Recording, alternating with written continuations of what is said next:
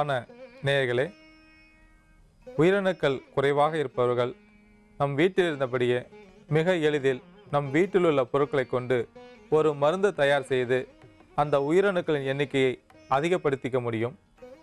இதற்கு தேவையான பொருட்கள் கஜூர்காய், அதாவது பேரிச்சம்பழம் நன்றாக காயாக இருக்கும்போது அது காய்ந்திருக்கும், ரொம்ப கடினமானதாக இருக்கும்.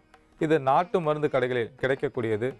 இந்த கஜூர்காயை பாலில் வேக வைத்து சாப்பிட்டு கொண்டு வரும்போது உடலுக்கு பலத்தையும் உயிரணுக்கள் எண்ணிக்கையும் அதிகப்படுத்தக்கூடிய ஆற்றல் உண்டு. அடுத்ததாக செம்பருத்தி பூ. செம்பருத்தி பூவில் தங்கச்சத்து மிகுதியாக உள்ளது. உடலுக்கு குளிர்ச்சியை கொடுக்கக்கூடியது. அதிக உஷ்ணத்தின் காரணமாக உயிரணுக்கள் எண்ணிக்கை குறைவாகும். உயிரணுக்கள் வலிமையற்றதாக இருக்கும். அந்த உயிரணுக்கள் வலிமை பெறுவதற்கும் அதிகரிப்பதற்கும் செம்பருத்தி பூவில் அதிக சத்து உள்ளது. ஆகையால் செம்பருத்தி பூவையும் எடுத்து வைத்துள்ளோம். அடுத்ததாக துளசி விதை. துளசியில் மின்சார சக்தி மிகுதியாக உள்ளது. துளசி விதையை பாலில் வேக வைத்து பருகி வரும்பொழுது உயிரணுக்களின் எண்ணிக்கையை அதிகப்படுத்தக்கூடிய மருத்துவ பண்புகள் நிறைய உள்ளது. அதனால் துளசி விதையையும் எடுத்து வைத்துள்ளோம். இந்த பொருட்களை நாட்டு பசும்பாலில் காய்ச்சி சிறிது பனங்கற்கண்டு சேர்த்து பருகி வரும்பொழுது உடல் குளிர்ச்சி பெறும். உடல் உறுப்புகள் நன்றாக வேலை செய்யும். இரத்த ஓட்டம் சீராக இருக்கும். இரத்தம் அழுத்தம் இருந்தால் இரத்த அழுத்தம் குறையும். உடல் உறுப்புகளில் பாதிப்பு இருந்தால் அந்த பாதிப்பு நீங்கும். ஹார்மோன் சுரப்பு நன்றாக இருக்கும். குறிப்பாக டெஸ்டிக்கல், ஆரிக்கல் என்று சொல்லக்கூடிய சுரப்பிகள் நன்றாக இயங்கும். விந்தணுக்களும் முதிர்ச்சி பெறும். வலிமையுள்ளதாக இருப்பதற்கு இந்த மருந்து உதவியாக இருக்கும். இந்த மருந்து தயார் செய்வதற்கு இந்த பொருட்களின் அளவுகளை பார்க்கலாம். நாட்டு பசும்பால் 200 மில்லி, கஜூர்காய் எண்ணிக்கையில் 2, விதை நீக்கியது, 1/4 தேக்கரண்டி துளசி விதை, செம்பருத்தி பூவின் இதழ்கள், அதாவது ஒரு பூவின் இதழ்கள், அதை கணுவை நீக்கிவிட்டு எடுத்துக்கொள்ள வேண்டும். தேவையான அளவிற்கு பனங்கற்கண்டு சேர்க்க வேண்டும். இப்பொழுது இந்த மருந்து எப்படி தயார் செய்வது என்பதை பற்றி பார்க்கலாம். முதலில் ஒரு பாத்திரத்தில் 200 மில்லி பாலை லேசாக சூடேற்றவும்.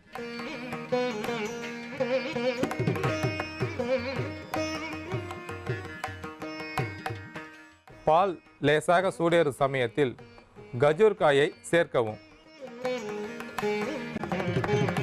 கஜூர்காயை 1-2 நறுக்கி அதில் சேர்க்கவும்.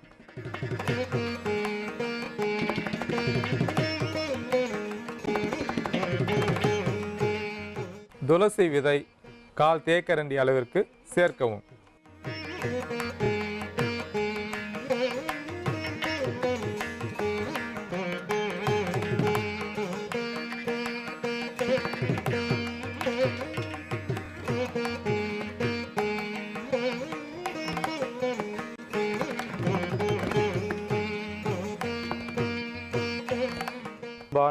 நேயர்களே, இந்த மூல நோயை போக்குவதற்கு இந்த மருந்து பொருட்களை நாம் தீநீராக்கி பருகும்போது அந்த மருந்து பொருட்கள் நம் இரத்தத்தோடு கலந்து உடலிலே ஏற்பட்டுள்ள நோயை அறவே தீர்ப்பதற்கு பனை வெல்லம் பெரிதும் பயன்படுகிறது. பனை வெல்லத்தில் இரும்பு சத்து அதிகமாக உள்ளது. மூல நோய் வந்தவர்களுக்கு உடல் தளர்ச்சி அடையும். எந்த ஒரு வேலையையும் அதிக நேரம் செய்ய முடியாமல் அவஸ்தைப்படுவார்கள். அவர்களுக்கு உடலுக்கும் மனதிற்கும் புத்துணர்ச்சியை கொடுக்கவும், வயிற்றில் உள்ள வாயுவை வெளியேற்றுவதற்கும், மலத்தை இலக்கி வெளியேற்றுவதற்கும் பெரிதும் பயன்படுவதால் நாம் பனை வெல்லத்தையும் எடுத்து வைத்துள்ளோம். அன்பார்ந்த நேயர்களே, இந்த மூலிகை பொருட்களை கொண்டு ஒரு தீநீர் தயார் செய்து நமக்கு ஏற்பட்டுள்ள அந்த மூல நோயை எப்படி போக்குவது என்பதை பற்றி ஒரு சிறிய செயல்முறை விளக்கத்துடன் பார்க்கலாம். இங்கே இருக்கின்ற பொருட்களில் ஆவாரம்பூ 1 தேக்கரண்டி, வாழைப்பூ 1 கைப்பிடி அளவு, கடுக்காய் தூள் 1/2 தேக்கரண்டி, அரசமர பட்டை 1/2 தேக்கரண்டி, பனை வெல்லம் தேவையான அளவு. இந்த பொருட்களை கொண்டு ஒரு தீநீர் தயார் செய்ய போகின்றோம். அந்த தீநீர் எப்படி தயார் செய்வது என்பதை பற்றி இப்பொழுது பார்க்கலாம். இந்த தீநீர் தயார் செய்வதற்கு முதலில் 200 மில்லி நீரை ஒரு பாத்திரத்தில் எடுத்துக்கொள்ள வேண்டும். அந்த நீர் லேசாக சூடேறும் சமயத்தில் ஆவாரம்பூ 1 தேக்கரண்டி சேர்க்க வேண்டும். வாழைப்பூவை 1 பிடி எடுத்துக்கொள்ள வேண்டும். அந்த வாழைப்பூவில் உள்ள இந்த நரம்பையும் இந்த காம்பையும் நீக்கிவிட வேண்டும். வாழைப்பூ ஒரு பிடி எடுத்து இவ்வாறு அந்த நரம்புகளையும் காம்புகளையும் நீக்கிவிட்டு அந்த கொதிக்கும் நீரில் இரண்டாக அரிந்து கலக்க வேண்டும். அதற்கடுத்ததாக 1/4 தேக்கரண்டி கடுக்காய் பொடி சேர்க்கவும். அதற்கடுத்ததாக 1/4 தேக்கரண்டி அரச மர பட்டை பொடி சேர்க்கவும். அந்த தீநீர் நன்றாக கொதித்து கொண்டிருக்கும் போது தேவையான அளவு பனைவெல்லம் சேர்த்து கொதிக்க வைத்து வடிகட்டி எடுத்து வைத்து கொள்ள வேண்டும்.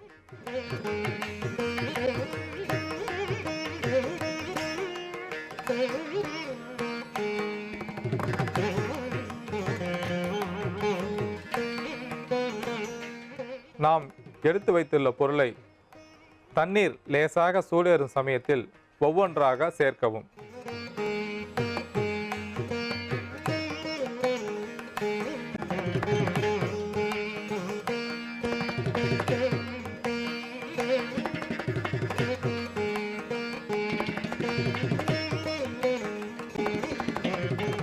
அடுத்ததாக ஒரு பிடி வாழைப்பூவை எடுத்து இரண்டாக அரிந்து அதில் சேர்க்கவும்.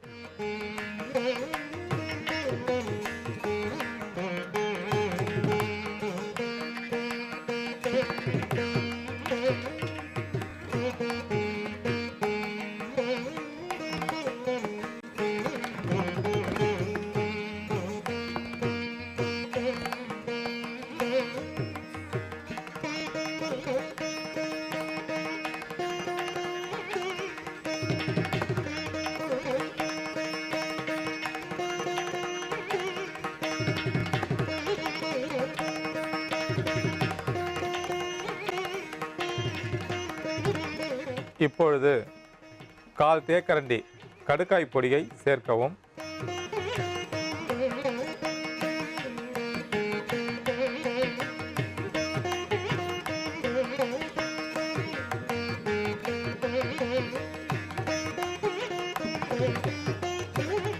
இப்பொழுது 1/4 தேக்கரண்டி அரச மர பட்டை பொடியை சேர்க்கவும்.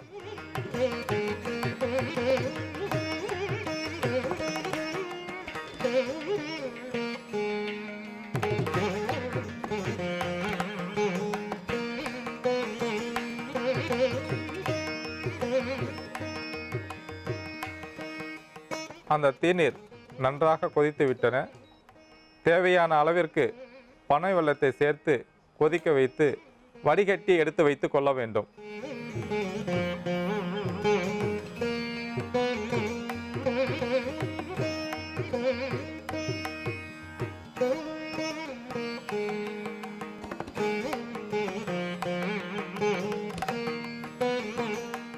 எந்த ஒரு தீநீர் தயார் செய்யும் போதும் அந்த தீநீரை கொதிக்க வைக்கும் போது சிறு தீயாக வைத்து கொதிக்க வைக்க வேண்டும்.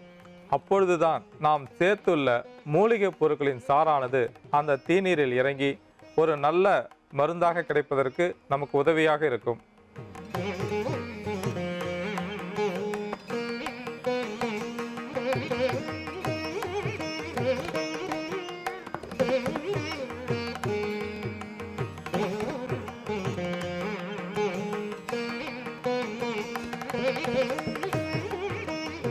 இந்த தீநீர் நன்றாக கொதித்து விட்டன. இந்த தீநீரை ஒரு பாத்திரத்தில் வடிகட்டி எடுத்து வைத்துக் கொள்ளலாம்.